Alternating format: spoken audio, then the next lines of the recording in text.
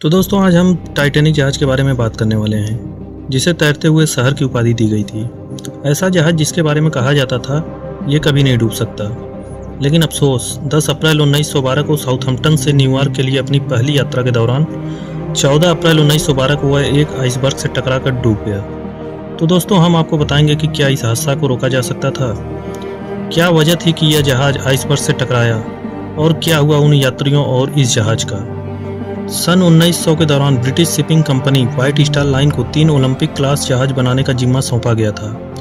1908 से 1915 के बीच इन तीनों जहाज़ों को तैयार किया गया था।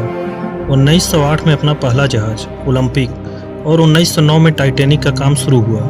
तीसरे जहाज जाइग्नेटिक का उत्पादन 1911 से शुरू किया गया था।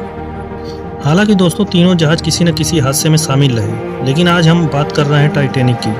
टाइटैनिक को बनाने में उस समय $7.5 मिलियन का खर्च आया था। इस जहाज की ऊंचाई 17 मंजिला इमारत के बराबर थी। इस जहाज की लंबाई फुटबॉल के 3 मैदानों के बराबर थी। जहाज में रोज 800 टन कोयले की खपत होती थी। टाइटैनिक में लगी सीटी की आवाज को 11 मील की दूरी तक सुना जा सकता था। टाइटैनिक शिप में क्रू मेंबर्स और यात्रियों के खाने का अच्छा खासा इंतजाम था। जहाज पर खाने के लिए 86,000 पाउंड मीट, 40,000 अंडे, 40 टन आलू, 3500 पाउंड प्याज, 36,000 सेब और 1,000 पावरोटी के पैकेट के साथ कई तरह के खाने का सामान मौजूद था। हर किसी को इस पर सवार होने की इच्छा थी। 31 मई 1911 को इस विशालकाय जहाज को लोगों के सामने प्रस्तुत किया गया। इसे देखने के लिए 10,000 लोगों की भीड़ इकट्ठा हुई थी। इस जहाज को देखकर उस समय लोग हैरान हो गए थे। टाइटैनिक को उस समय तैरते हुए शहर की उपाधि दी गई थी। इस जहाज से पहली यात्रा के लिए कई लोगों ने टिकट खरीदे थे, तो कई को टिकट न मिलने पर मायूस होना पड़ा था।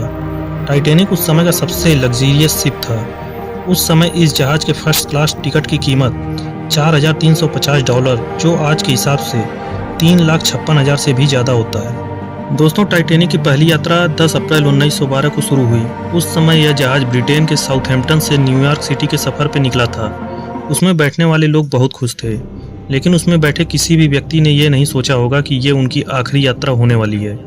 दरअसल इस यात्रा के 4 दिनों के बाद 14 अप्रैल को रात 11:40 पर इस जहाज की टक्कर एक आइसबर्ग या बर्फ के टुकड़े से हो गई। टक्कर के बाद शिप का अलार्म तो बजा, लेकिन जब तक इंजन को घुमाकर जहाज को रास्ते से हटाया जाता तब तक टक्कर हो चुकी थी। जब यह हादसा हुआ था तब टाइटैनिक जहाज 41 किलोमीटर प्रति घंटे की रफ्तार से चल रहा था। टक्कर के तुरंत बाद टाइटैनिक में तेजी से पानी भरने लगा और करीब 3 घंटे बाद जहाज का अगला हिस्सा पानी में डूब गया। इसका पिछला हिस्सा ऊपर उठ गया। इसके बाद जहाज के 2 टुकड़े हुए और करीब 2 घंटे में ये पूरी तरह से समुद्र में डूब गया। टाइटैनिक शिप के कैप्टन स्मिथ इस यात्रा के बाद रिटायर होने वाले थे, लेकिन ये सफ़र ही उनकी ज़िंदगी का आखिरी सफ़र साबित हो गया। रिपोर्ट्स के अनुसार इस हादसे में करीब 1500 लोगों की मौत हो गई थी। 706 लोगों को किसी तरह से बचाया गया था। हादसे की जगह से अवशेषों को सितंबर 1985 में हटाया गया। हादसे के बाद कनाडा से 650 किलोमीटर की दूरी पर 3,843 मीटर की गहराई में जहाज 2 भागों में टूटा पाया गया था और दोनों हिस्से एक दूसरे से 800 मीटर दूर हो गए थे। ऐसा माना जाता है कि इस हादसे को टाला जा सकता था। दरअसल इस हादसे से 14 साल पहले एक बुक प्रकाशित हुई थी जिसका नाम था फ्यूटिलिटी। इस बुक की कहानी दुनिया के सबसे बड़े जहाज के डूबने पर आधारित थी। इसके बावजूद टाइटैनिक में उस तरह के इंतजाम नहीं किए गए थे। इस जहाज में दूरबीन थी जिससे आइसबर्ग को दूर से ही देखा जा सकता था, लेकिन जिस डेक में यह दूरबीन लगाई गई थी उसकी चाबी किसी के पास नहीं थी।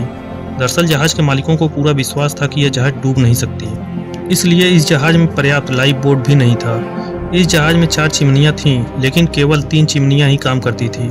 चौथी चिमनी खूबसूरती के लिए बनाई गई थी। तो दोस्तों कैसा लगा यह वीडियो, हमें अपना सुझाव कमेंट बॉक्स में ज़रूर दें। धन्यवाद।